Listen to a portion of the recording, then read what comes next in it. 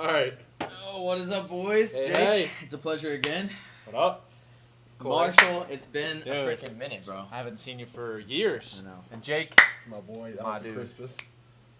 shit. I got you. All right, redo. No, Jake, we started a little something like 3 videos ago because we had that no soliciting sign. So I think we should call this the next iteration of the No Soliciting podcast. Sure.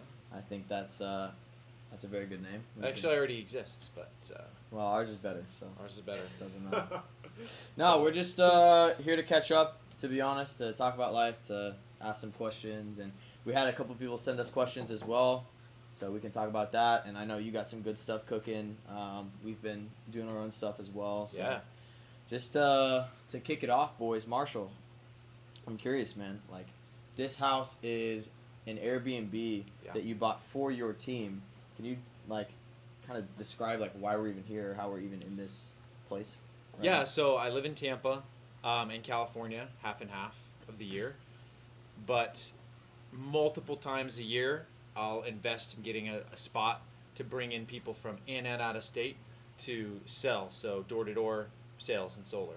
And this is the current spot. So it's helpful to do it over short periods of time because the struggle people have with door-to-door and direct sales, especially with work doing door-to-door overall, is it's really energy intensive, right? So you gotta go hard, but then you also have to allow yourself to like rest and recover and prepare. And these houses work super well for periods of 8 to 10, 12 days. And everybody comes together. We train in the mornings. We work really hard. We enjoy our times together, and we just go out and grind. And it's been a blast. So we're past halfway through at this point. But I had to invite you guys out to come enjoy. Yeah, I mean, it was great this morning. You know, we had a group workout together, then had a great training that you ran this morning. So typically, like, you set a regimented schedule for the trainings every single time you do one of these blitzes, right? Is it always the same? Do you kind of tailor it towards the group, or how does that work? It's tailored towards the group. So the first 4 to 5 days are pretty fixed on certain topics and ideas. And then after that, based off of how we're doing towards the target or how individual people are doing or what we need to focus on, I'll have people in the team come and talk about what's working for them, give them a little spotlight, and really just focus on, hey, what do we need to do best next to grow the team or to grow sales skills or grow personal skills. And so after that 5 days, it's kind of more open, and I'll prepare. So like tomorrow, I have somebody picked out to do part of a training, and we'll do that up until the end. Dope. Yeah, Nice. yeah. Nice. You've been part of blitzes many times. Both of you have. For sure, So yeah. we've worked together in solar. We've worked together in direct sales, and it was 2022 that you were involved in Yes, selling sir. solar. Yeah. Packed everything in the back of my Honda Accord and moved out to California. Mm-hmm. Yep. I to see, think the really cool thing about what you do, though, Marshall, is we've all been on blitzes, and if you think of a traditional solar blitz, it's all right. Come to this house every morning. We're going to role play, and then we're going to go knock for 12 hours. We're going to come back.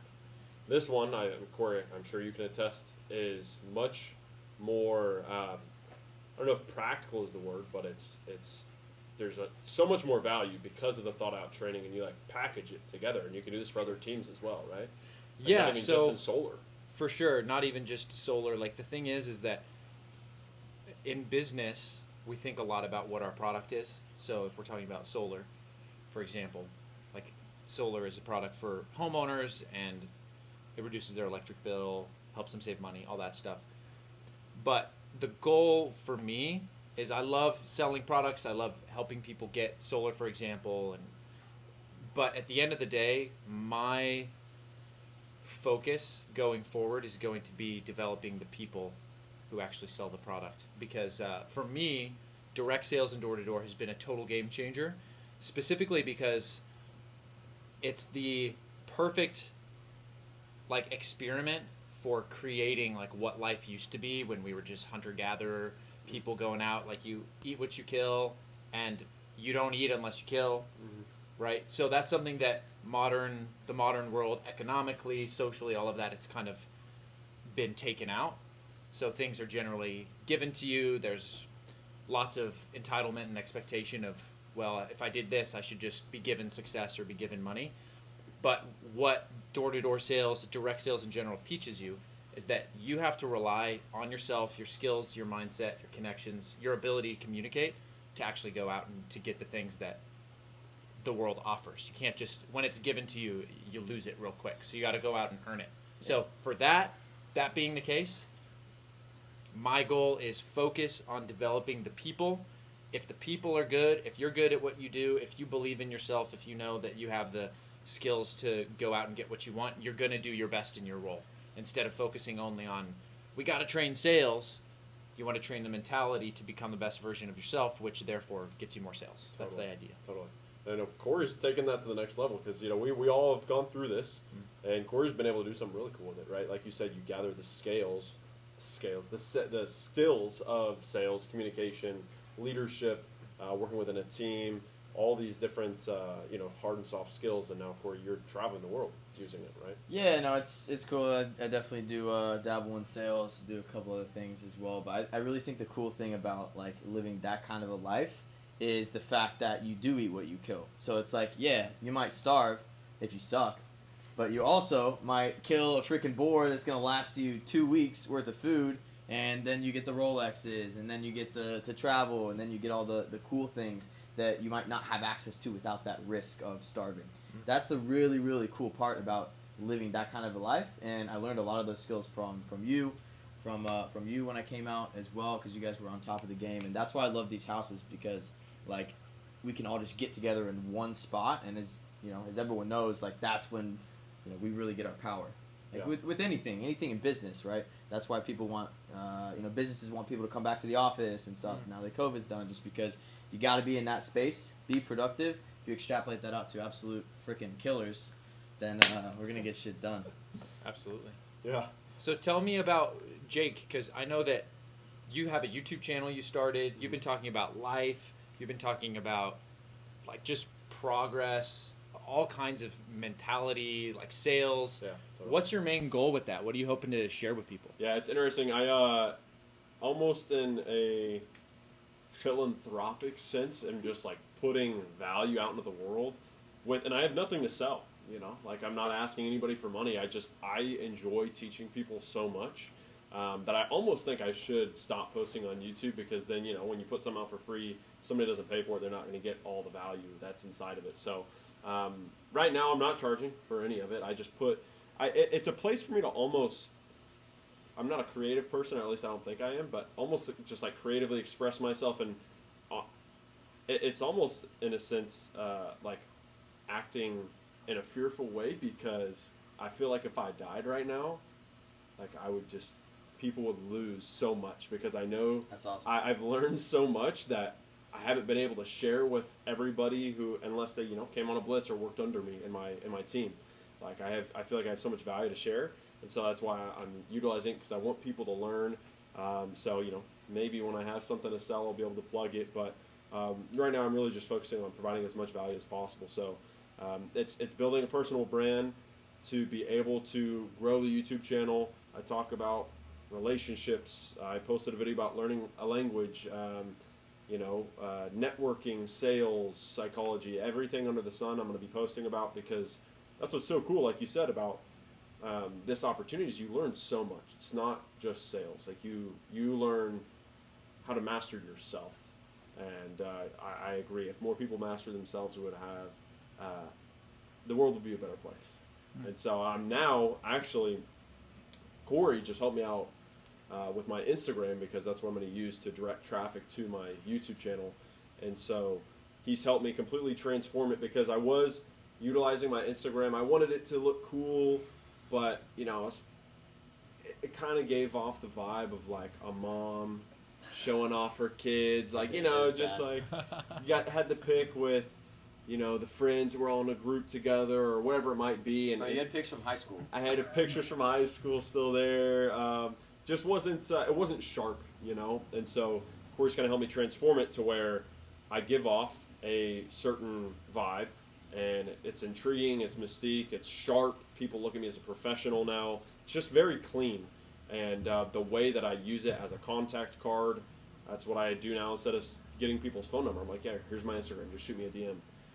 And so it's like the tower power, as Corey calls it. Like, you meet somebody, you move them up the tower of power. Here's my Instagram. They see the value. You move them up to YouTube. They see the value. Boom, and then maybe you can sell them something. So he's really helped me out with that. So Corey, why don't you tell them about like I'm your happy to do it, man, experience because and, like you helped me so much when I moved out to California initially and started learning sales. Both you did, and like I just knew there was like I knew what you wanted to communicate. Yeah. I just know you didn't know the specifics of how to communicate it. So I was like absolutely happy to help you. We actually went on a couple photo shoots as well. Yep. I Yep. took like I think like a good 50 to 60% of the pictures that are on your profile, edited them up, kind of taught you as well. You got my video series that I put together, which is all the tips and tricks that I can't think of off the top of my head. It's huge. Yeah. So like I'm just happy to do it because I'm happy to to kind of give back to my boys. Yeah, yeah. So I'm grateful, of course. But yeah, I mean, there was a whole video course, which was nice. It's really about just changing the mentality that you have about who you want to be perceived as on Instagram. You know, a lot of people just do it. They don't take it serious as it should be. You know, it's your website, it's your business page. People make their judgment on you immediately, and we all know that in door to door, right? It's like you get 2 seconds to gain another 10 seconds. Same thing with Instagram too. And so of course, been able to dial it in. Yeah, photo shoots, everything. So now it's looking good. Yeah, not to mention it helps with the women too. Yeah. It does help with the women, yes. You just got out of a relationship. Right? A long one. Yeah. Nice. 5 years. So That's a long time. it's interesting. We might actually have some interesting thoughts on that because we're all kind of in different points. Totally. With women. I know Marshall's married. I'm happily and blissfully newly married. too, like relatively. June of last year. So almost a year then, I guess. I just got out of a long relationship, and Corey is living the bachelor cruising life. in Latin America. I got some people that care about me, and I care about a lot of people. But I'm curious for you, man. Like what's life been like in comparison to before you got married and then after you got married? Because from what I know, my hypothesis is that it hasn't changed that much, and it's just way better because you're the same Marshall I remember. It's just like now you have like a sidekick to help you take over the world, and I think that's what we all strive for at the end of the day. I don't know. For sure.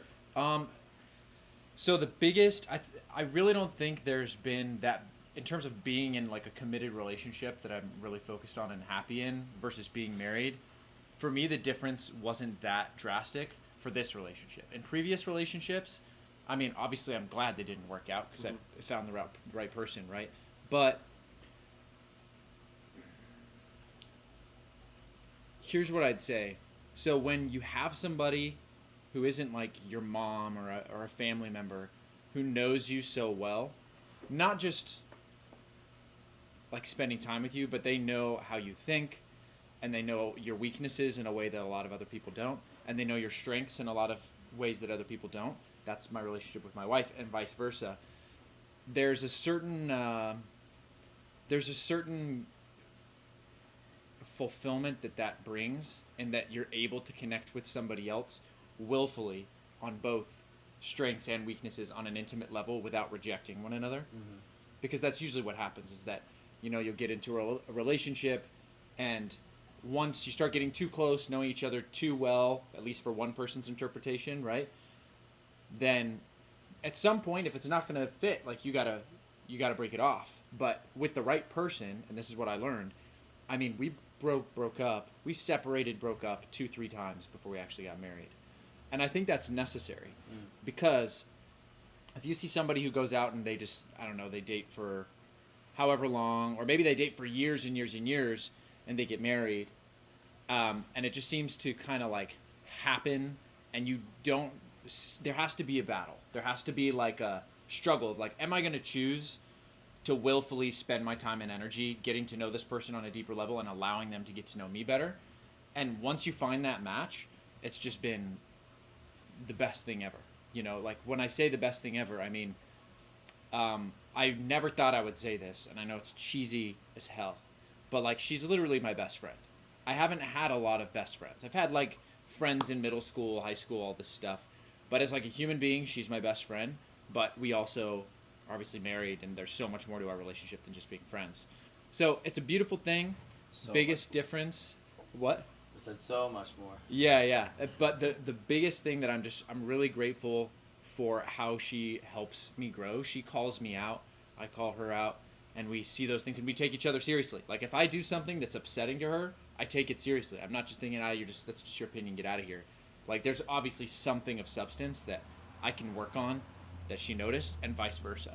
And so I've grown personally, the most I've ever grown in the last year as just a core human being by being married. That's cool. Versus if you weren't with her, Right, exactly. I mean, who knows? At the end of the day, you're gonna grow in all kinds of different ways. Yeah. But in terms of relationship, my ability to communicate with other people, the things that I care about, there's just certain things in life that I used to care about, and now I'm like, dude, that didn't even matter. That never mattered. It didn't matter. It doesn't matter now, and it's not gonna matter in the future. So I don't even have to spend any mental energy on it. Totally. I really, really am happy about that. So.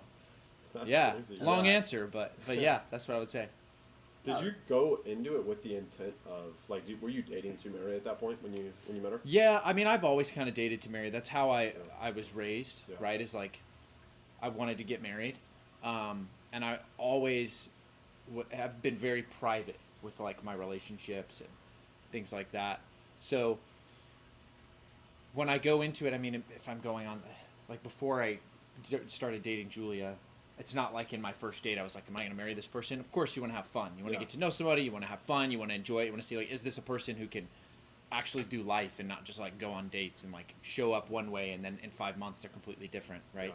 So for me, I always dated that way, and I am really grateful for that because first date, we were, probably 80% of the way there on our first date on, oh, dang, we could marry each other. We didn't say that to each other. Yeah. But in hindsight, we say That'd that. be a We're good feeling, absolutely, yeah. Just kind of Just to know. it happens, yeah. The universe lined it up. God lined it up. That's so crazy, man. That's awesome. That's awesome. Yeah, That's awesome. yeah. I mean, Corey, you're not dating to marry, are you? Who knows? Dude, maybe, yeah, I maybe mean, we'll see. You want to have kids, and if you want to have kids and you Yeah, want to do it the Army. right way, you got to have a partner, right? Listen, yeah, I don't know, traditional marriage, there's a big argument online, should you get married, prenup, all that stuff. I don't really even look at it like any of that. I just want to find the woman that, I trust enough to raise my children, quality children. The You know what I woman. mean? The Singular. one, the two, the three, whatever, but the point is, you have to find that quality because there's just so much, shit that you have to trudge through in order to find that. And that's why I'm traveling so much, because I know there's, a lot of the world to see. And so, if she's out there somewhere, how am I going to find her if I don't travel? So, Yeah. I'm just exploring, I'm seeing what's good. I've always said, right when I'm find the right woman to raise my kids and that I trust and that I don't trust to completely fuck up my whole genetic disposition, and also have, the money to support all the children I want, I'm going to start popping them out. I'm excited for it. Sure. Because I want to spend as much time as possible. So, I'm 26 right now. So, if I have a kid right now, if I have a son and he grows up to be 10 years old, then I'm 36. By the time he's 20 years old, when he's, actually, a functioning adult, I'm 46.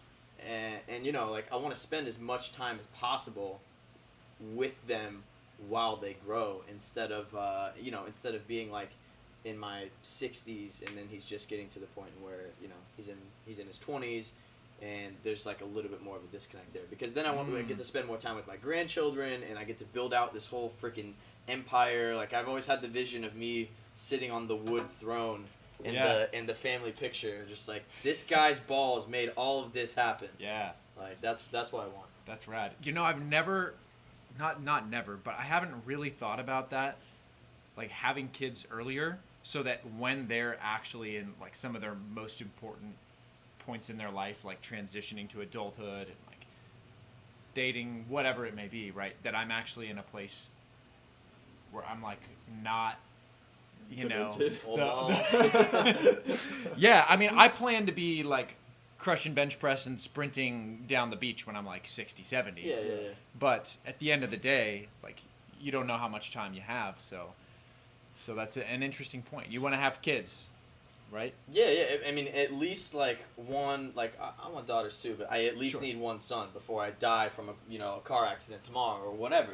I need to have my bloodline continue. I'm not going to be the one where it stops. In the family tree, when generations they go down, it's Uncle Corey up there, what was his problem? I'm ready. He was too busy, Slacking. whatever. Yeah. Something like that. Yeah. No, that's not what you want. That's why you're focusing on. Yeah. That's why you're focusing. No, on, it's cool, on and I really like the lore of all of that too. Like we went to I went on a family trip to Berlin. We saw some family in Germany, and then I went to Scotland because we know a lot about our German family. We took it last summer. Dude, I still have content to post from that trip. I needed to go on my Scotland's highlights. rad, dude. I was in Edinburgh. I went to Edinburgh. I went to Glasgow, and there's a. We went to Highlands too. Beautiful. We went to this library in Glasgow that has like this database of everyone, and we didn't know, like no one had ever traced the family tree back, and I was the one that found, like we were all searching, my sister, my mom, my dad were searching, and I was the one that found like our family tree tracing back to it was harder than it sounds. Like, Genealogy takes a lot of from work. the census, and so it was really cool to see. My Scottish last name is Dumbrek, Dumbreck. Dumbrick.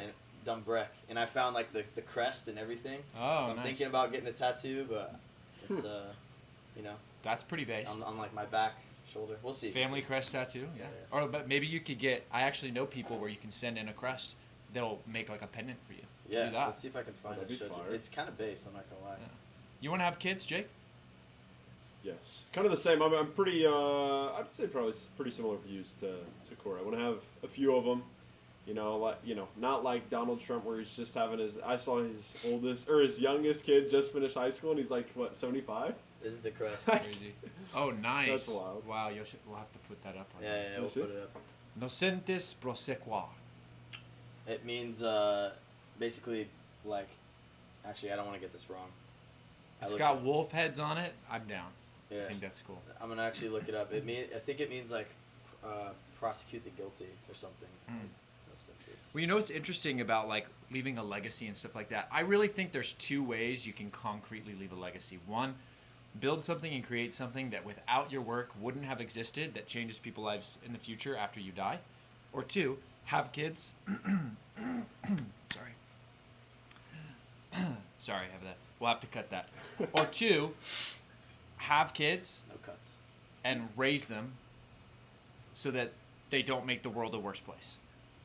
And you can do both, actually, but I don't think that doing one and not doing the other, like, means anything. I think that's just two really good ways to leave a legacy. I mean, dude, leaving a legacy, like, yeah, it makes sense. Like, it's based. Like, we all want to, spread our seed and have a strong family. But think about it. The story you just told, Corey, like, nobody remembered who they were. Maybe even 4 generations back. Like, you had to travel across the world and search through an entire library just to remember their name. Like, Right. Yeah. I'm not saying don't, because obviously we want to be able to create something important. But yeah, it's like, a few generations back. Like, I don't know the name of my great grandfather. I don't. Here's an opposite viewpoint though. Like, that just means like I have to work harder in this life to be remembered, because True. like I would love to have a great grandpa that was like, dude, this guy was badass, man. Yeah. He was fighting off people in the Germanic wars or whatever. Like, True. I want to be that guy for my future generations Yeah. down You're the right. line. They're proud to like have me on the mantle or whatever. Yeah, well, it's about inspiration. Like, you could be remembered for something really not good. True. So it's not about being remembered. Yeah. It's about, like, inspiring the type of behavior that you would want to see, like, past your death. That's what I think. Yeah, I mean, as long as you can have as much impact when you're alive, right? And like you said, having as many generations as possible to have impact on them while you still can, and like your job's done, right? When you leave the earth, like, so as long as you can leave that impact on your family, yeah, that'd be cool if you could. Maybe it's just because I have a big ego, but like it feels like I'm just called to do all this stuff that just has deep lore and just familial ties, right? and I've just always been about that stuff, because even on the personality test you take in like middle school on those, remember those computers, back when they didn't give iPads to every freaking 5-year-old. Oh my god. But like loyalty has always been my top trait. So it's like if I'm on your team, I'm going all freaking in, and your family's your freaking team, So Yeah. I've just always been super tight, and plus my immediate family, we're super close. Both extended families, pretty much all of them live in the same city, and so we grew up going to all the events. So I've just always had that sense of strong familial ties. Dude, having ties, that like loyalty and doing things for the benefit of people you care about. I remember you changed my perspective on business like pretty early on in your time. Really? Have I told you about this? Right on. Dude, Yeah. you came up to me one time. It was after a team meeting, and I was having a rough time, and personally in a lot of ways. But you came up to me, you said, "I'm gonna make you money today," and I was like, "Huh." To be able to exist in a world where I've created something to an extent where somebody is willing to go out and work hard and like make money for themselves, of course, but also make me money and be happy to do that. Yeah. That's a beautiful thing, because it's not about, like, dude, if you're in it all for yourself, you are going to lose. You're going to lose. Eventually, you're going to lose if it's just about you, because that's how the world works. I don't really... Why do you think that is? Do you agree? It goes back to I mean, we were meant to be tribal. That's our power is tribal. We were meant to be in tribes and go conquer lands and go take over armies and go take stuff from people like as a tribe. That's like ever since the beginning. Only within the last 100 years has that not been like generally accepted in society. It's because you can live on your own. Yeah. You won't die by yourself. Yeah. Well, I'm not even saying that. I'm just saying I'm not even saying like anything to do with politics either. I'm just saying like in general, dude, if I'm going out with the intent of making myself money, of course, but like bettering the team and bettering the people, I know that I'm gonna get dragged up with the team that I'm on or with the people that I'm on because it's a group effort. And if I'm contributing and everyone wins, then I'm gonna win as well. True. I have seen though there's like this is one concept that I'm still working on, and it applies to everything in life. So I'll give it to you. In my opinion, everything in life has an edge. So imagine like the edge of a blade. It's thin, right? The reason the edge of a blade is thin and it can slice through everything, like think of a katana sword. It's accurate, it's precise, you can just slice through stuff, you can get the job done, is because its purpose and its action is extremely well defined, and it's sharp, right? You can't cut through 5, 6, 7 like blocks of bamboo or whatever they do, right, in Japan with just a stick. Right? Yeah. You can't. It's a very defined point. You can't take like something this big and then just cut something with it. It's got to come in and be defined and stay on that edge. And so in our lives, we have to define what that edge is for us. And there's always the possibility of falling off one or either edge and then not accomplishing the actual task. And so for me, there's an edge in what you're describing, which is when you go in and you develop people and you build a team or you work in a community, right? And you say, okay, I'm going to build other people up because like that's part of this. But you do it with the goal of other people being built up, building you up, and you being the like, hey, all of this happened for these people because of me. That's missing the point, in my opinion. If you can build something and build something big and have it impact a lot of people and you, for the sake of impacting a lot of people and you and accomplishing a mission beyond just that, you're going to be able to stay on that edge. You're going to be able to cut and be sharp and be able to do it for a bigger purpose beyond just yourself. Because in business, in solar, can't tell you how many people I know, and I've been this person. I want to be clear. I've been a hypocrite in the past, where I wanted to build people up, grow a team, grow something that people paid attention to and made other people a lot of money, so that I could feel good about myself and so that other people would look at me and say, like, oh, Marshall did that for other people. I was like, that's what I wanted. And that's what eventually caused that to, like, fail pretty miserably in a lot of ways. So, like, if you're going to stay on the edge, you have to work hard not to lose sight of the actual purpose, which you have to look beyond your product, just your team, just what the result is of your business or your life. You have to look beyond, like, what is the business of my business? What is the purpose of me building these other people up and building myself up? It cannot be so that other people see me as really good and famous, so they come and they work with me and they spend time thinking about me and it's all about me. Like, once it becomes about you and it's like, oh, I got to take away from other people to make myself grandeur, you can impact a lot of people in a positive way that way, but what it's going to do in your life is instead of you being on the edge, you're going to be dull as hell. And you're not going to be fulfilled. Yeah.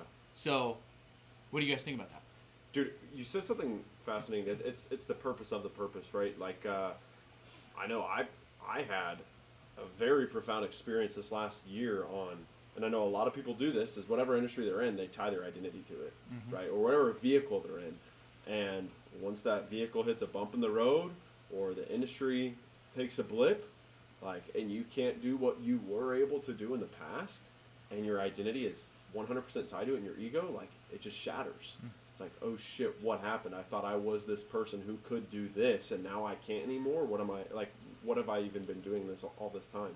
And so, like you said, it's the purpose of the purpose, and being able to provide somebody a good experience, because I'm the type of person who does hard things, and I'm the type of person who's going to go above and beyond for myself to serve others, and I'm the type of person, you know, who keeps commitments, and you know, I'm the type of person who's going to work out every day, take care of my health, so that I can continue to serve. And it's more than just, oh, I'm good at this one thing because I know a lot of product knowledge, and that's why I can make a lot of money, right? Because it's like, then when something happens anymore, like if I broke my leg and I couldn't go knock doors, what would I do?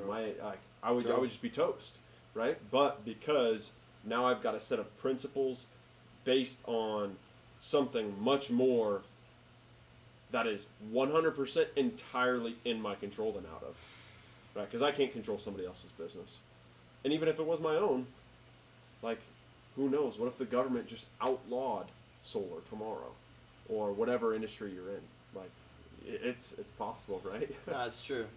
But to some extent, you do need that, like, just that sense of loyalty to whatever you're doing. So you should be able to be prepared and be a jack of all trades and be able to adapt like that. But like, I want people on my team that are like, it's this or die. You know, like. Oh yeah, but 100%. you can take that approach. You can be prideful in your work and mop the freaking floors. Dude, I'm the best damn janitor that has ever lived, because, you know, I do this, I wake up at this time, and I keep these commitments to myself, and I show up early, and I have high integrity, and I'm always doing the right thing, and I'm the best damn janitor that this earth has ever seen. And you can be loyal and love the people there and serve others. But again, in that same scenario, if you broke your legs and all you thought was, I just get up and I go to work so that I hope my bosses notice me, and maybe I'll get a promotion one day, and then, like, you can't be a janitor anymore, and then they hire somebody 24 hours later, like, then you're crushed. True. Or even robots or AI take over your job or your janitorial business or your sales business, and then all of a sudden, what you thought you did is not something that you do. It's something that just gets done, right? And then you starts to disappear if you're too attached to it. So that's why, for example, that's why I'm jumping into the coaching space, because I realized that the thing that's kept me in solar and sales is not solar and sales. Like, it's not. Yep. The product's good. It's being a leader. Sales is dope. It's being a leader. It's inspiring people. It's bringing out the best in people through bringing out the best in me. It's communicating. It's helping people see things that I wish I would have seen sooner. And it's creating transformation. That's what it is. That's what makes me excited about life. And I can do that with anything. If solar disappeared tomorrow, if everything disappeared tomorrow, yeah, that's good. like, I'm going to be able to go out and I'm going to be able to do that in whatever capacity is, like, available to me at that moment. So what's your plan with that? Like, I know you're transitioning. Like, you've made your money. Like, you've made a lot of money. You've extracted a lot of value out of what you've done, and now you're transitioning into coaching, like you said. Like, what's the goal? Or what's the plan? I've been doing coaching the whole time. That's what I realized. I've been doing coaching the whole time, and then solar and sales has been a vehicle where I've been able to apply that skill. So, I mean, the plan is I'm focusing on one-on-one and group work, and really bringing on and inspiring healthy transformation in people. And I'm a believer that in 10 years, maybe 15,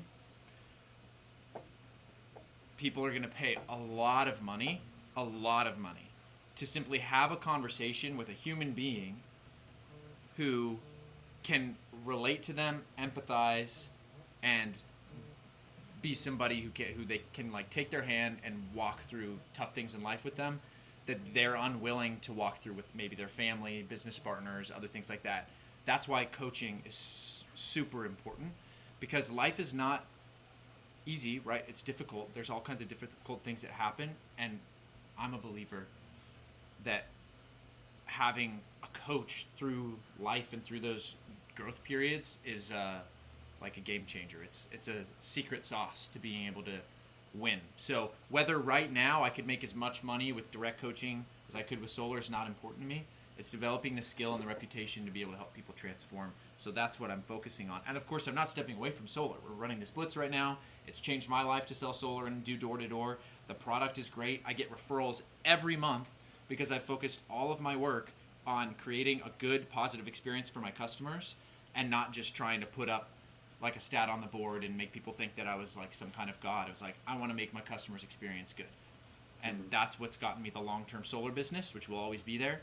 But what I love doing is coaching. Yeah. Dude, and it's very effective, to say the least, because, I mean, we've worked together for almost 5 years. Yeah. Right? And I would have left this opportunity fairly quickly had it not been for that expertise. And I'm glad that you've realized you've been coaching for this entire time, and now you're just going to monetize it, right? You already did you got monetized for it already. I mean, it's not even about the monetizing. It's about like, and I know that's going to sound stupid. People are like, well, of course you want to make money. You wouldn't just do it without making money. But like naturally, for example, when I've just been like, okay, I'm going to focus on just working on transforming people and having my own personal transformation, I have had 7 people reach out directly to me saying, hey, I want mentorship. I want guidance. They're not in solar. Few of them are. Few of them are in solar. Few of them are out. Few of them are in different things. But because they know who I am, because they desire transformation and growth, that's why they're reaching out to me. Totally. And that's like the whole point. So then, of course, like my time's valuable, your time is valuable, and you have to like exchange that for money if you're going to be willing to give it away. And you have to have a barrier to entry because otherwise every Tom, Dick, and Harry is going to be like, Marshall, help me, and you're just going to be talking to people in circles who literally have just zero capabilities to internalize any kind of information. You're going to waste your time. What kind of experiences have you had with that? Dude, sales is crazy, man. You experience it every time on the doors. You know? It's crazy. Like there's people that are just so uneducated on just life and everything, and they have their mindset and they just are drones, and they have no they can't. It's impossible to get them to think a different way, even if that way makes a lot more sense. They're just like, yeah, that makes sense, but no, and you're just like, yeah. I can't help you. I literally can't help you. Yeah. So because people don't want to help themselves. Yeah, and you see this all the time on social media. People can that. This is the worst thing that's happened to us, is giving social media to people with an IQs under 70. It's incredible, dude. There needs to be a mandatory IQ test to get an Instagram. It should be like a driver's license, like an Instagram comment license, bro. Like literally, I'm looking at some of these people. I'm just like, what is wrong with you and the way that you type and the way that, and then I look at their profile. I'm like, yeah, makes sense. I think this goes against the Constitution. One picture of their cat and then a bio that says, "Oh, I like ice cream." I'm like, congrats, bro. Yeah, I mean, I like cats. Yeah, sure. But is your bio just I'm just whatever. You know what I mean. I'm playing devil's advocate. I get it. You know what I mean. I know what I mean. But yeah, that would be my experience, just talking. That's why, dude, I'm trying to transition into just markets with more intelligent target markets, more intelligent buyers. Because when you're dealing with these business level C-suite executives, putting deals through, they're most of them are on top of it. Yeah. They know what they want, and if you can check their boxes, then there's no reason why they wouldn't do it. And if you can communicate that through high probability selling or whatever, that's a book that I read a long time ago that helped me internalize this. If I talk to someone and I'm like, yo, okay, what boxes need to be checked for you to be like, yeah, this is a no-brainer, I'm going to do it 100%. If they can't tell me that, bro, goodbye, because I'm wasting my time going to try to convince you to do something you don't want to do. Yes. You don't want to do it. You just told me. There are no criteria that you can tell me that would say, okay, yes, I will do this. Okay, Jake, what are the criteria that you would need to have in order for you to buy another Rolex? The money and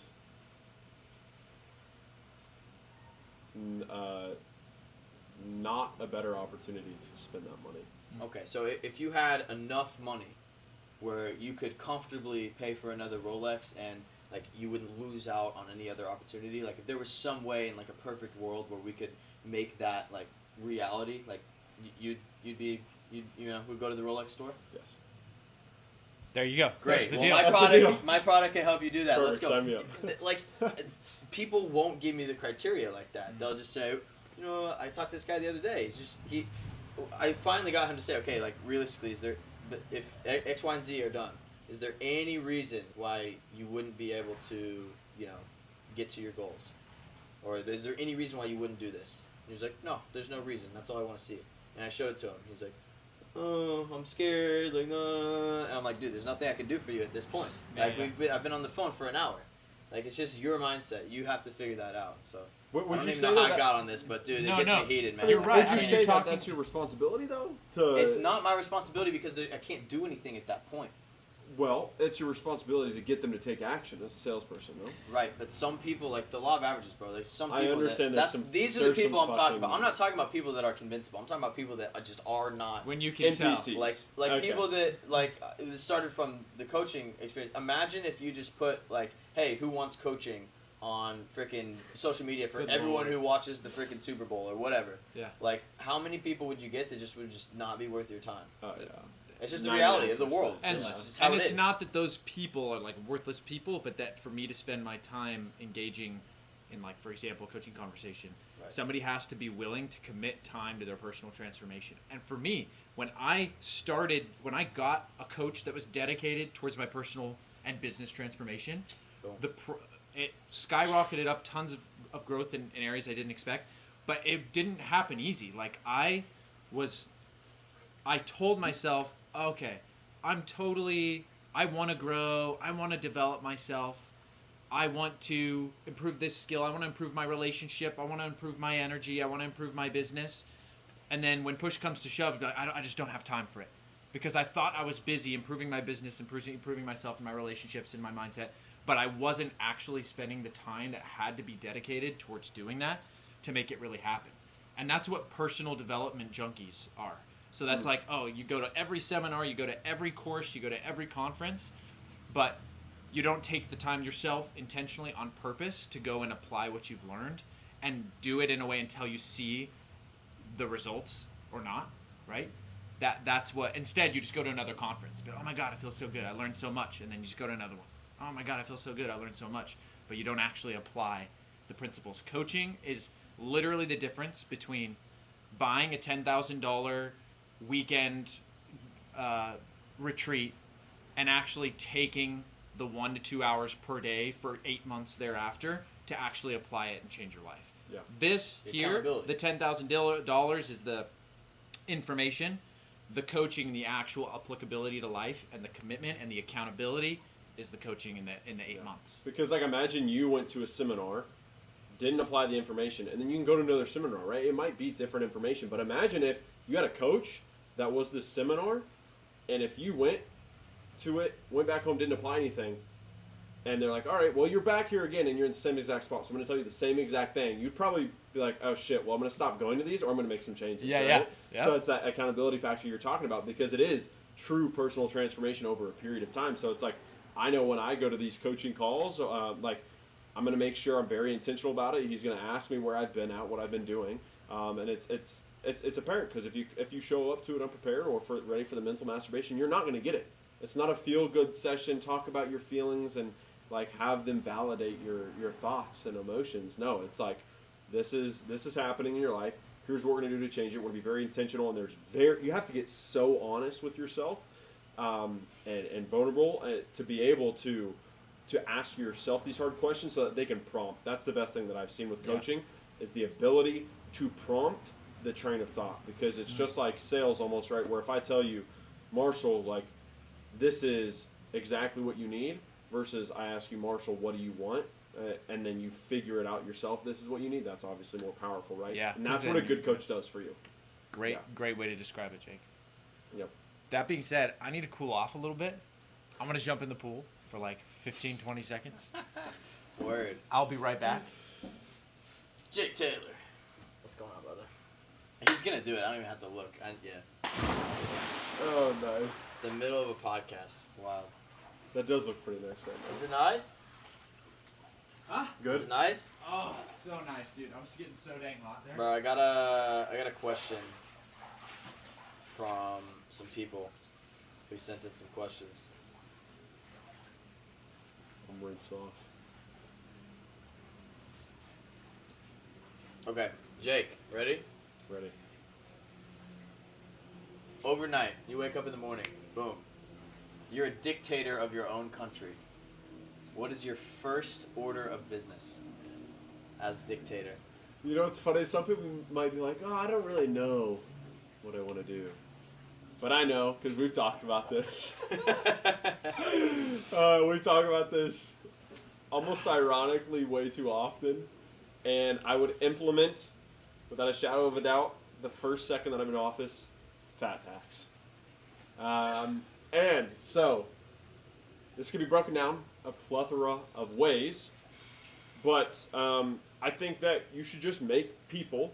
I don't know if BMI. Obviously, BMI is not accurate. Maybe we would need like personal auditors or maybe some AI or something, because you need a way to be able to distinguish obese people from muscular people. But you need to pay more for your life if you are obese, because it gives you incentive to not be obese anymore, to be able to provide more value to the world. Because I think objectively you can look at it and say more obese people provide less value to the world. I think it's as simple as that. No, they can't move. Like they can't really do anything. Genuinely obese, you can't get off the and I couch. think it's just the habits, right? That if you look at the habits associated with most obese people, they don't provide a lot of value. And so get in shape, get better habits, provide more value to the world, and the world will be a better place. So literally a fat tax. Like like how does that work? Like economically? Like how? Yeah, so I mean, you would give people a time frame. So if it went into effect today, you would say, all right, here's your current weight. You're gonna get 12 months to hit this goal weight. You know, if somebody's 500 freaking pounds, I don't expect them to get to 180 pounds in 12 Well, you'd months. have experts who would be able to know what does sustainable long-term health look like to tax make brackets. this happen. Yeah. And then that would be what gets put in place, right? Exactly. And I think maybe you could even hire those experts as a government position. We would offer that because of the fat tax. I think there would still be a lot of people who wouldn't be able to do it.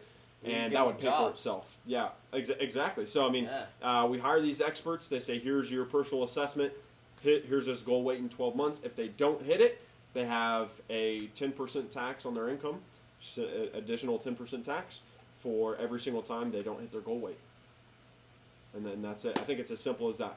Rather than taxing people who are actually putting value into the world, like building businesses and trying to strip them of, you know, whether it's capital gains, property taxes. You got to buy a property, then you got to pay for the property after you've already spent all your money on the property, after you've made money and already paid the government with your money. And then when you continue to buy more things, you got to pay for those things again. It's crazy. I just think that this is almost different topic just on taxes, but most people don't know the most expensive thing that they're ever going to pay for in their entire life isn't their education, it's not their rent, it's not their food, it's not their car, it's not their house, it's taxes. I think there's some statistic that shows that like $1 is taxed, 60 different ways. That's ridiculous. And in a matter of its lifetime. So yeah, this is how I envision it. Ready? So I'm dictator. I'm sitting on my golden throne. And you know how most people, like The Godfather, they like line up to like ask for favors? yeah. You know? Yeah. There's just a line out the door, and I'm just like, I get a staff, and I'm just like, you're getting the fat tax, next. You're good, next. You're definitely getting the fat tax, and, here's a treadmill, next. Because this is how I see it, ready? Obviously, society flourishes when people are in shape, when people, feel better. I think a lot of the bad energy that comes from the universe is due to these unhealthy lifestyles. Is due to, eating all the junk food. No self-control. And it's not even like it's completely their fault. I mean, there's personal accountability people have to take, but it's also like there's societal things that are in place that are just causing a lot of this. But that being said, yeah, that's true. There's ways that you can get on top of it. And at least if you're getting on top of it, then you get less of a tax. If you're just like, oh, I don't care, then you're getting taxed, bro. 40% of your income. Figure it out. Figure it the fuck out. If you're like, okay, no, I'm in the gym. 40%. Like, yeah, 40%. Nah, you're done. Exactly. Yeah. Damn, I gotta get in Yeah. shape, you know? And then we're all flourishing, bro, because we're all killers. We're all fucking jacked. I walk down the street. I feel like I live in like a utopian society because everyone is just a bunch of killers. No one's leeching, and society flourishes, turns into this upward kind of momentum, and we get to take over the entire world on my dictator island. That's how I see it, and I got my staff on the throne, and I'm in charge of everything. So you don't believe, let me clarify, that plus-size people should get 2 seats on a plane? I don't believe. Well, I think that they. You mean for free? You think they have to airliners pay for it. discriminate against They have to pay plus-size for it, people bro. by making them pay And for listen, 2 seats? Listen, I don't even like. I'm not even talking about just like overweight people. Like, I'm talking about like fat people. Like fat. Like need can't go to Walmart without the electronic. There's scooter. not that many of those. But, well, no, I mean, There's a lot, bro. Yeah. Going to Walmart. Dude, here, continue talking. I'm going to look up the obesity rate in America. I think it's over insane. 50%. It's isn't rising, and it's rising. but it depends on Obese what. is crazy too because you can be overweight and be fine, you know, like Sure. maybe you get like a small little tax, you know, get some abs, that's fine. But it's like to be genuinely obese, that's like difficult to do. You have to be dedicated to not helping yourself at that point. It's interesting you say that. So, I have something I want to transition into something, but Jake just got the stat. Yeah. I got a few different ones. Man, I'm fired up today. This one from Harvard says roughly 2 out of 3 U.S. adults are overweight, 69%. So 69% of U.S. adults are overweight, and this one says 36, but I see another one that says 39.6% are obese. What is the definition of obese? Well, then there's another one that says 7.7% are severely obese. Ooh, that's So, still a lot. 7.7% severely obese. Yeah. 100 people in Walmart, 7 of them are on scooters. Oh my gosh. It's calling out my lovely black women. It says 54.8% of black women Why are, though? Why? That's not even. are obese. That's a statistic. That's not like, why? Are we asking why that's the case? Why is that the case? And what is the definition of obese? Oh my gosh. I'm trying to find it, but Why then I is that keep the finding case? even more concerning statistics. It says almost 20%. 20% of children are obese. Dude, the number. That's baffling. When I was in Pennsylvania, I went to the elementary school where I grew up because there was a family member that had a kid there. I was picking him up. Yeah. I was shocked to see how many of the kids were fat. Yeah. Fat, It's- fat. They are attacking us. I genuinely believe we're under attack. So here's the thing. Do you mind if I pivot a little bit? Yeah, go ahead. So okay. Wait, I want to know the definition of obese first. It didn't say to this article, which is interesting. Can you Google why it? would it not? I mean, I'm pretty sure it's something past like 28% to 30% body fat. That's a lot of percent. I mean, Okay. Usually a BMI of 30 or greater, which I don't even know what that means. that's what I'm saying. 30%. Yeah, that's a lot. I Go mean, ahead, pivot. needless to say, somebody somewhere decided. Oh, that that's means not obese. body fat percentage, though, is it? No, body Or is- mass index. Yeah. So It's what would that mean? it's comparative of like height, weight. It's on the all this BMI. kind of We know stuff. the BMI is bullshit, but here's the thing, though. The BMI is only bullshit for a small percentage of the population, Sure. right? Because most people... That's why I don't want to mess with BMI. I just want my golden throne and a scepter, and the ability to tell them. Yeah. So The dictator. okay. I mean, can Yes. this pivot, universe? pivot. What's the question again? Okay. If you were a dictator, what would you implement? What was the first thing you'd implement if you woke up as a dictator tomorrow? If I woke up as a dictator tomorrow, is this hypothetical situation a situation where I can, I don't know, maybe transcend the laws of known physics? Maybe, sure. I'm intrigued. Go on. Okay. So, this is what I've discovered. Let's say we talk about fat tax, or let's say we talk about why do people do things that are bad for them. There's a lot of things like that. Okay. Why do we do things that we know are bad for us? Most bad things Pleasure. feel good. Okay. Junk food tastes good. drugs like give you a feeling. There's some kind of escape feeling. from something. That's the Escaping from pleasure. something else. It's candy tastes sweet, vegetables don't. Yeah. Okay. I would. Not that vegetables are good for you. I would. If I woke up as a dictator tomorrow.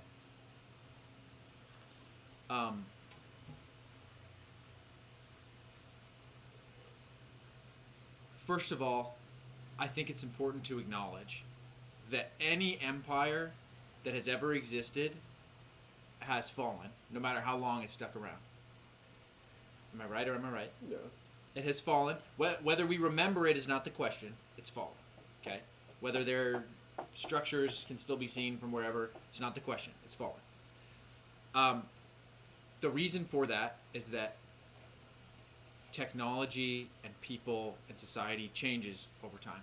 And when change happens, psychologically, we resist change. And when we resist change, we do things that keep us in the past. And when we keep ourselves in the past, that creates resentment, personal self-hatred, hatred of society, all these kinds of negative feelings, emotions, you could call it. And what that inherently leads to is you wanting to escape from them. And when you escape from them, you do things that are bad for you. So, in a given situation where I'm... It's a lot of context. Where I am, I'm just saying, like, okay. you gotta get... No, I agree. If you want to understand human behavior, this is what it comes down to. People Yeah. do things that are bad for them because... And we do things that are bad for us because we're escaping from a negative emotion or perception that we've created for ourselves because we're resisting some kind of change or things that are changing around us or in that realm. I would implement a yearly transformation audit. Okay. And it would go through multiple categories of society. It would go through technology. It would go through biology. It would go through psychology. And it would go through spirituality. So you've got health, you've got technology, you've got the body, right? You've got the mind, and you've got spiritual, all of these things. And it would analyze what in the world is changing on a spiritual level, technological level, biological level, all of these things that will cause these resistances to the change happening to appear that will make you do things that are bad for you and therefore make society worse. That's what I would do. So it would be taking that on and understanding that for every single person. And they would have to face it each year.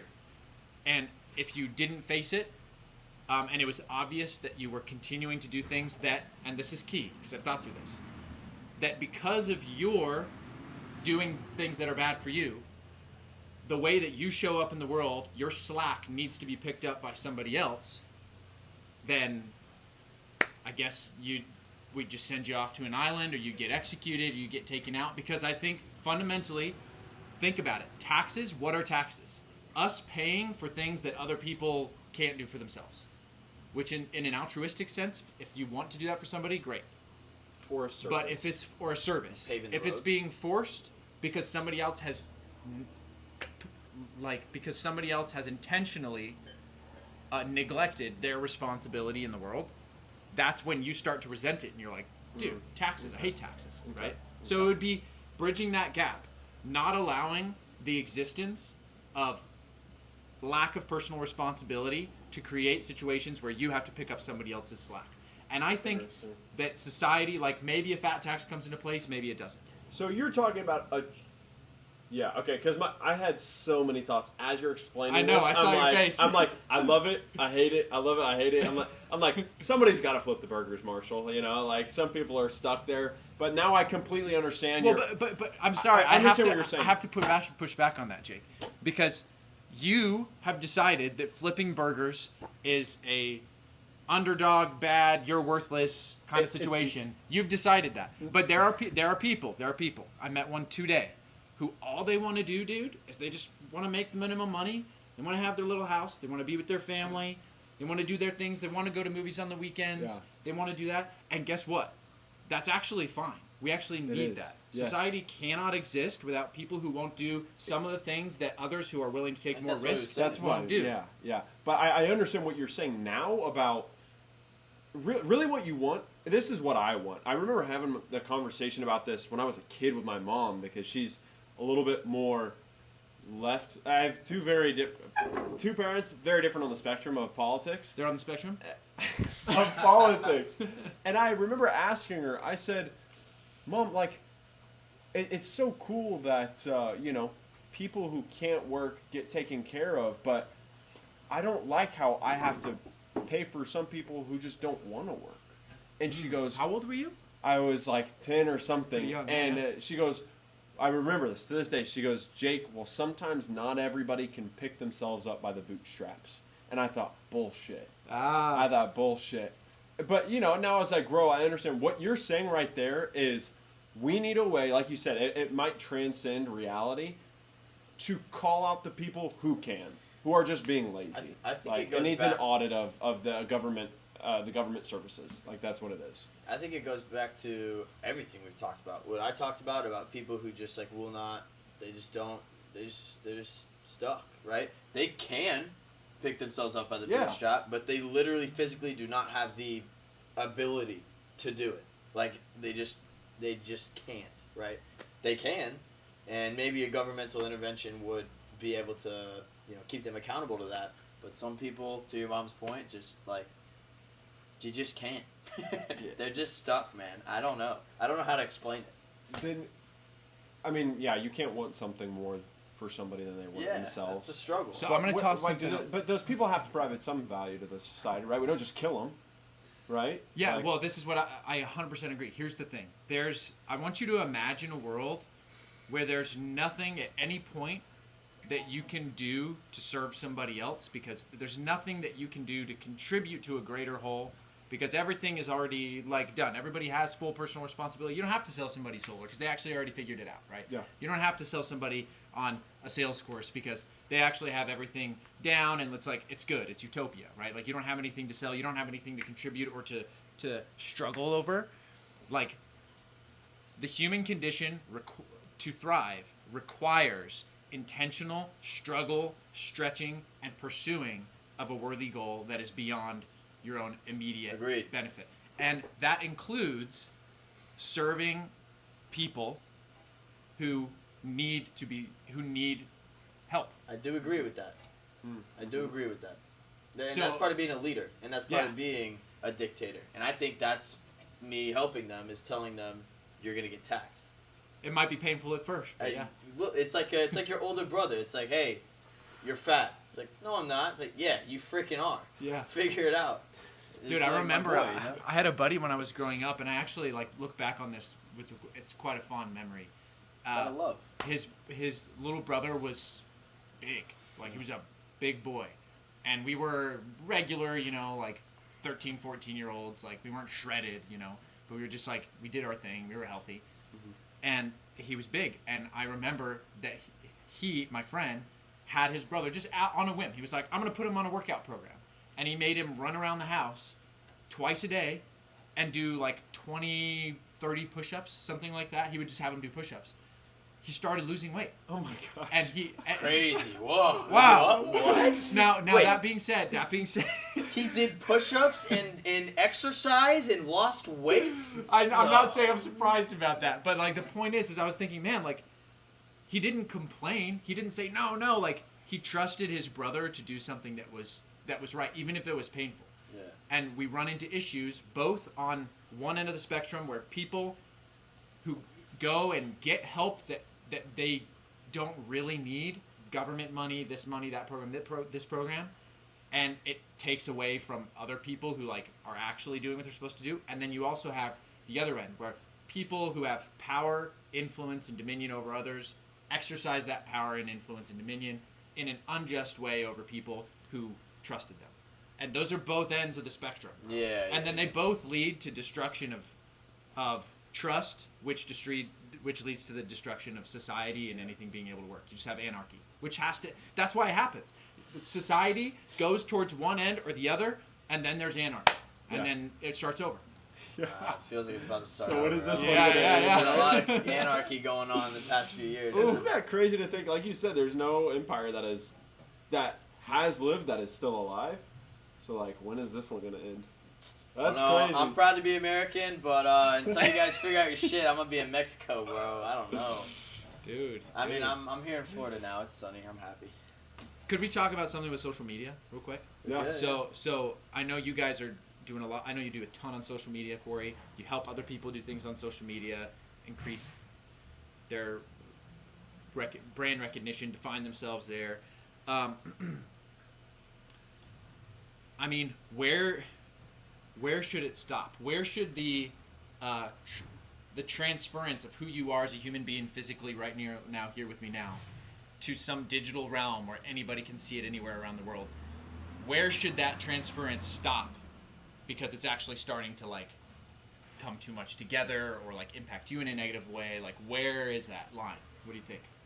If I'm understanding your question correctly, you're saying like how much of yourself can you put on the internet without you morphing into this internet kind of figure? Yeah, you could say that. Or how much should you? Like, maybe it's a moral thing, maybe it's not. That's really why I do what I do. That's why I created my service, video series, whatever, in the first place, is because like people don't know that line, and they think that, oh, in order to see any kind of success on social media, I have to become a big influencer, have millions of followers, which is just simply not the case. You have 5 solid pictures that are taken with the right lighting, the right angles. If you actually know how to take pictures, you just have your friend do it on your iPhone, and you know how to present that properly, you can use that as a contact card to boost your social status in real life. Now, there's 2 ways to go about it when I'm answering your question. One, you can say, okay, you go all in, and you could become a guru, and then you morph into that guru. Like, I'm sure a lot of these people that are like, pretending to have the success that they don't, like, there's 2 ways to look at that. One, it's like, oh, you're fake, you're a fraud, which is true for a lot of people. But 2, if you do it properly, there's no such thing as imposter syndrome. You have to act like you're that guy in order to become that guy. So it depends on how authentic you're being to your actual self, which is your question.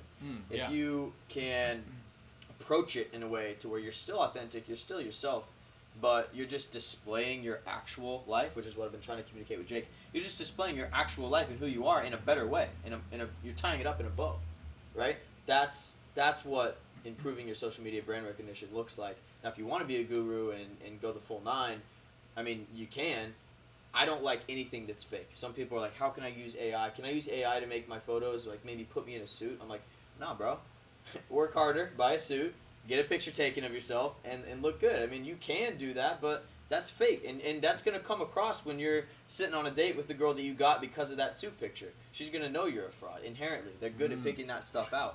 And so, to answer your question, man, and sum it all up, you can be authentic and still have an online presence because you're just presenting yourself in a good way. You can work on your social resume, if you will, without becoming a freaking guru or it morphing your mind. But I definitely think it's a slippery slope, and unless you're on top of it and you know where your personal boundaries are, where your personal morals are, I think it's easy to fall down that line. Like for me, like I said with the AI, I will never put anything on my profile, like non-sarcastically, to try to trick people that's not real. That's made with AI, just because I don't want to step over that line. I feel like that is morphing into someone that I'm not, and trying to make people think by omission that it is, and I think that's fake. I think that's fraud. So just as long as you have a good grasp of where that line is, I think that there's an easy way for you to present your life well, but not have to go down that rabbit hole.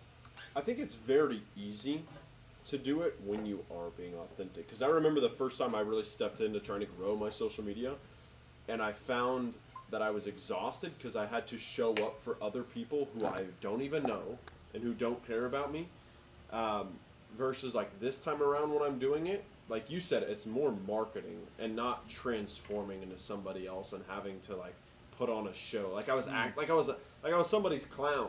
Like I'm like, oh, here, this is they're looking at Jake's Instagram, so I got to do the Jake thing today. Versus like, no, now this is just who I am. I'm just gonna take some photos so you guys can kind of see what I'm doing in my everyday. Because dude, it's just not real. Like we live in the real world. we transport into some other dimension when we look at this screen, and you meet those people that you meet on the screen in the real world, and they're just don't have anything. Like it could not be further from what they're displaying that they are. You have no And that's where that's your question, like where do you draw that line? I mean, it's people are getting blown up right now. They're famous. They're blowing up because they catch an algorithm. They just go viral or whatever it might be, and then you can see they burn out because they're putting on a show. And so the people who have sustainable growth, like you were just talking about earlier, I think before we hopped on this, would it be better to have 1 million followers and be able to only monetize 1% of it, or is it better to have 10,000 followers and be able to monetize 100% of it? Right. So it's about your engagement. Then that comes with authenticity and trust that you build, and you don't get that from putting on a show. If you actually live the life, then your life is your life. If you're flexing with fake Rolexes and fake experiences, then that's not sustainable at all. And then your mind starts to get morphed and create. It's like it's like this epidemic we have with pornography. It's not real. And when you insert your mind into that scenario over and over and over and over again for these people that just can't get out of it, it's like that it becomes your new reality, and your brain just becomes just morphed into this sludge that you don't even know how to interpret the real world. Yeah. And it's like Inception. It's literally like Inception. Like you don't know where one stops and one begins. Like it's that's true. We need to watch that movie. Dude, another Papa John's pizza. Ah, that was alright. That was too crisp. No, yeah. I mean, it's scary, bro. It's a slippery slope. So I think you just got to be intentional, like you said. Be intentional about it. Get your boundaries straight. And don't put on a show, man. It's interesting. That's too bad. I saw a person who was saying they were a coach on social media the other day, and person who was saying they were a coach. Not like me, real coach. Well, no. No, go ahead. Here's the thing. I am saying that, and in that instance, this is why I'm saying that. I looked on their profile, and it was 105,000 followers, right? I know this is going already. And then I went into their profile, and I look at when they post something, how many people are actually are liking it or commenting on it, 30. 70 maybe tops, and I thought, okay, I'm really grateful that through my time in sales and solar and just in business, I've made really important, meaningful, strong, genuine connections with people in person that don't have to go into the social media realm. They don't have to. And because of that, dude, I was thinking the other day, I was just so grateful because if I had to disappear and work remotely from somewhere else tomorrow, I could do it, and I could make solid money off the bat doing it just like that. Because I have actual people who know me and know what I've done and have been around me and felt my energy, and know people that also know me and know that my reputation is solid and is actually secure. But the type of people that will get, if I wanted to go get clients on Instagram, which you guys are doing, right? And you, Corey, you get clients from social media, Instagram, ads, things like that. The type of people that will say, oh my gosh, I have to listen to the person because they have 105,000 followers. Generally speaking, those people are going to be the people that don't have the ability or capacity to act on your offer. That's what I think. What do you think? Yes. So, but there is also a social proof aspect. So I'm not saying you should buy 100K fake followers. That is the furthest thing from what I would tell people to do. Now, I am saying that if you have 100,000 followers that genuinely fuck with your content and genuinely are fans of you, that you're going to be more successful. Not even because of the scale, but just because you have the social proof of the fact that you have 100,000. So in an alternate scenario where you looked at that guy's profile and he didn't have 70 likes, he had 7,000 likes, you would have been like, okay, this guy, he must be legit. Got 7,000 likes. Now you can also buy likes, so maybe that's. Oh, you can? You can. So maybe that's even fake. It's gone. But it's my point is your perception would have been different just off of that stat alone. Sure, that's why I'm bringing it up. Yeah, I'm bringing it up for that. But the thing is that the people who are gonna take action because of followers and likes are the type of people who generally are Dude, not it's the so- type of people that. I had that exact conversation with Zambo. I'm like, dude, why would we want to grow on social media if the people that we are growing because of, right? They just consume. Like, I don't want to interact with that person. I don't want to be close to a person who just consumes content all day. But I think that's almost a cop out to be like, oh, I don't want to get big on social media because only losers go through social media. Like, And then you're dude, shitting on it all day.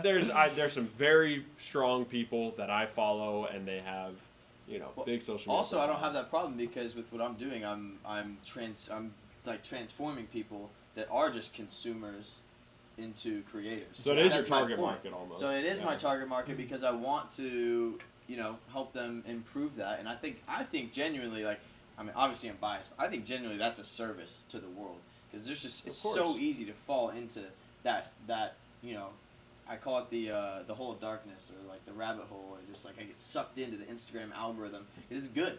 It's literally they have professionals who get paid hundreds of thousands of dollars on how to control your mind. Professionals. That's their only job. It's good. I catch myself doing it all the time because I'm on Instagram a lot. Yeah. And so I'm like, you got to create, not consume. And then sometimes I find myself scrolling, getting sucked in. And I'm like, no, I got to put this shit down. I got to film me doing something. Run outside. Go jump into some dirt. Put your feet in the grass. Jump into a pool or something, man. It's freaking Dude, my wife sent hot me out here. Yeah. The jeans. Oh no. Wet jeans, man. Wet jeans are a curse. That's a shame. Are those not gonna get like bleached? Man, Yeah, it feels good, huh? it does feel good. I should have done this way earlier. I was waiting for you to do it. I must be the only one left. Dude, we're going on here. Let's keep going. Cool. Yo, Corey, do you have any other? Oh shoot. Here, say that again. Hopefully you can It's say it. gonna block it. Yo, Corey, do you have any other questions to prompt us? That was a good one with the dictator. After That was a great question. try my hand. Yeah, that took a while, huh? We talked about that Yeah, one. that was a good one. Could I say something real quick before we jump into the next question? Yeah. My wife sent me a picture yesterday. We have this beautiful front yard with roses, and they're blooming right now. Yellow, pink, white, red. And she sent me this picture, and she was like, why do I feel this, like, need to share this photo of, like, my beautiful yard and, like, put it out so people know that I'm experiencing it, when I could just, like, truly experience it here and, like, enjoy it for myself, right? I think it's because we have a need to feel important and to, like, show other people that we're happy. It's like, I gotta prove to other people I'm happy and I'm important, so I have to share all this stuff. Yeah. What do you think? I mean, I completely understand that. I think that you can also understand the fact that people can't appreciate it at the same time. Sure, yeah. It's good that she had that realization to understand whether or not she was doing it for herself or for herself in a selfish manner, or to just share and hopefully provide. I almost hate saying providing value because it's like sometimes you just do things to do things. Like you just want to show you're not people. thinking about it. Like, oh, look at this flower. I do that all the time. Yeah. So I mean, if she's conscientious enough to have that thought, I would say it's probably coming from the right place. Anyways. Yeah. Most people aren't going to, and that's where it's. Oh, I need to show off. Yeah. That's actually goes with one of the questions, but we kind of answered it. It said, why is beauty important? I know our friend Jacob J. Snide, he talks about this a lot. He talks about how, like, architecture and beauty in society and how, like, dude, it's funny. Even McDonald's, remember the old McDonald's with the play places, and it looked like a freaking fun place to go as a kid. And you're like, I know I'm gonna have fun there. And now it's just like a box. It's gray. There's It nothing feels sad, there. and it's extrapolated out to like architecture. Like there used to be all these cathedrals and buildings, and people would hand carve this stuff. Like you go to Europe, because America is nothing older than 300 years or whatever. There's no buildings because we weren't here. Yeah. And in Europe, you can go and see century-old buildings that are just beautiful, just hand-carved marble sculptures, and that, like, really doesn't exist anymore. Why do you think that is? Capitalism. Capitalism. Just you Interesting. mean efficiency? Yeah, Yeah, that's what I mean. Just like cost of labor and speed. And I mean, Yeah. think of what it costs to pay somebody to hand carve a freaking building today. Like, versus let's just put up this skyscraper with window panes up the entire thing and call it a day. Yeah. Versus hand carving stone into this beautiful, magnificent piece and hand painting a 20,000 square foot ceiling and like, no, here's some styrofoam fluorescent lights, here's concrete straight walls, like, and there we go. It's done. You know what that makes me think of? If we go back and we think of maybe the laborers or skilled crafts people who made those, they weren't doing it because they were like, dude, I gotta post up like my last commission on my building piece that I put up. Like I made $80 million on that. They're doing it because they're doing it for the purpose of glorifying God or glorifying beauty beyond themselves. And it's doing something beyond the business, right? The business is I carve custom pillars. But the business of the business is I bring beauty into a space that glorifies God or glorifies some transcendent idea, and that doesn't exist today as much as it used to. So the lack of beauty is because of a godless society. Would I you argue that? I don't know if I would say it's a godless Whatever society. you consider but godless is just like respect for a higher like dignity than just like their work and efficiency and money. Yeah. It's like there's a beauty in this craft, and so I'm going to take it seriously, and I think that's kind of what you're trying to say. And it's the beauty. When it's done, you're like, wow, I took this chunk of marble and I turned it into Michelangelo, and I had that in my head. And you didn't do it so that you could say, oh man, I made all this money from my piece that I can now invest in real estate for passive income and then build my course online. Like, you don't think about that. You build it because it's the Michelangelo. Yeah. And I think even simpler, it's because they knew it was going to last. Yes. It's like, look, I build this thing, I got one shot, so I'm going to make it the best I can. And I think right now, we don't have skilled craftsmen. We have hourly construction workers. And so it's like, here, look, get this job done. And, we'll give you your paycheck for the week. Yeah. Dude, and the job is we need to make sure it's big enough to hold this many people to put this much through so that we can sell this or make this. Instead of this is a structure and a space to access something beyond what you do on the daily basis. Improve the community. Like, people are going to love it, enjoy it. Yeah. Dude, even then, oh my God, I got to tell you this. I used to live in Long Beach. I lived in Long Beach for a year. You've been to that place in Long Beach. I was up on the 9th floor. 9th isn't that high, but I was like right up there, pretty high up in the skyline per se of Long Beach. It's fairly small there. And right across the street from me is this park. Beautiful, modernly beautiful public park that had just finished construction. There's a skate park. There's these swings. There's an actual park playground for kids. There's open green space for like dogs running around, stuff. Public libraries right next to it. And it had finished construction and completion 2.5 months before I moved there. Oh, okay. And by the time I left, which was December of 2023, tents across the whole thing. It's LA for you. Sleeping in the, all over this park. There is human and dog feces all over the place. They have to pay somebody in the mornings, multiple people in the mornings, to come clean it up and then just have it trashed again each day or over the week. And whether or not you thought the park was classically beautiful or not, the purpose of the park was to create a space for community. And what ended up happening is it ended up being a space for the not even, I mean, you could say the welfare state, you could say it was just a homeless encampment. Like, it was rough. And seeing that literally lowered my energy and my confidence in existing itself. And I didn't notice that until I left and got a little yard and a tree And in the yard. And then everything changed because I can create that space, make it a beautiful space, Yeah. So that reminds me of that. And so you don't know what you don't know, right? You know how many millions of people live in apartments? Like there's these stacked buildings like in China, and there's just like so many apartment complexes everywhere, and they just have no beauty around them. Like they don't even know. They don't know that it's killing their energy. Yeah. They just have literally no idea. Oh, they're trying to put us in 10-minute cities, or what's it called? Yeah, the 10-minute city. You don't ever have to leave. They're building that wall in freaking Saudi or whatever. Yeah. You know about that? Just one Yeah. street. It was gonna be 150 miles. Now it's like gonna be like 10 miles. But they're doing it in China, actually. Like, there's apartment buildings with like everything you need a inside store, CVS like, on the bottom. I make it a point to touch my feet on the earth every single day. Yeah.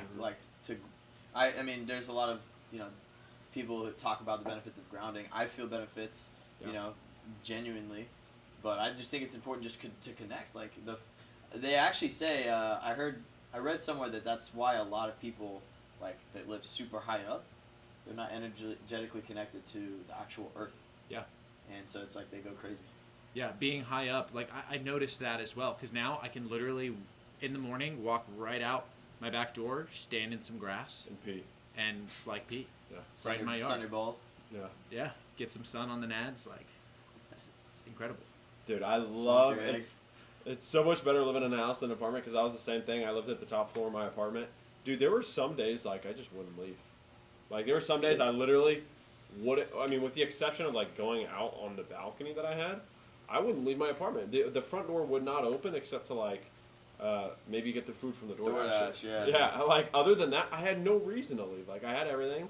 I had the TV, had my computer, had the phone, and it's just you can work, you cannot work, you can poop, you can eat. There's no reason to leave. Yeah. And so it was definitely it's much better being able to touch grass, literally touch grass, walk around. That's why see the neighbor kids playing in the cul-de-sac. It's night and day. That's literally why that's an insult. It's like, go touch grass, kid. Yeah. It's like, go outside, do stuff, stuff other than what you're doing right now, which is just consuming Netflix and doom scrolling. Yeah, it's insane. That came from why is beauty important? I like that. So, magically changed clothes. Yes. No. Camera died, but no, it's a good stopping point for sure. So, do you guys have anything else you guys want to wrap up on? Yeah, how about some final thoughts? So, yeah. I'm excited for you guys' ventures in the future, and I'm excited to collaborate and share more with the people who want to do big things in life. And I appreciate your guys' perspectives. And the great thing about working with you, too, is that there's many times where we've disagreed, but we still can work together towards a grander purpose, again, beyond just our immediate self-interest, which is why people who disagree on some things can still work together and do big things. So I'm glad to do that with you guys. Yeah, bro. Likewise. Oh, yeah. For sure. Jake? Dude, that was awesome. Glad to have you guys here. Always profound discussion when we get together. So it's awesome. Yeah, Marshall's super proud of you stepping into your coaching, and Corey for taking the Instagram serious and helping me with mine. Yeah, it's been awesome. Heck yeah, man. Heck yeah. No, it's been an absolute pleasure, Marshall. I know it's been a long time since I've seen both of you. We went snowboarding in Reno last year. Yeah, it's at Heavenly. And I haven't seen you in a fat minute, man, but I've been watching your journey. Obviously, we are online now, so I can see the whole wedding. So I couldn't make it to the wedding, by the way. It's all good. It's all good. Out of the country, but I saved you a ceremonial spot. I loved it, man. Love to see it.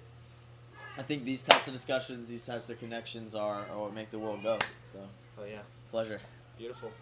Next time on No Soliciting. Whoop-pow! Whoop-pow. You can't throw in the whoop-pow. That's Jack Hopkins.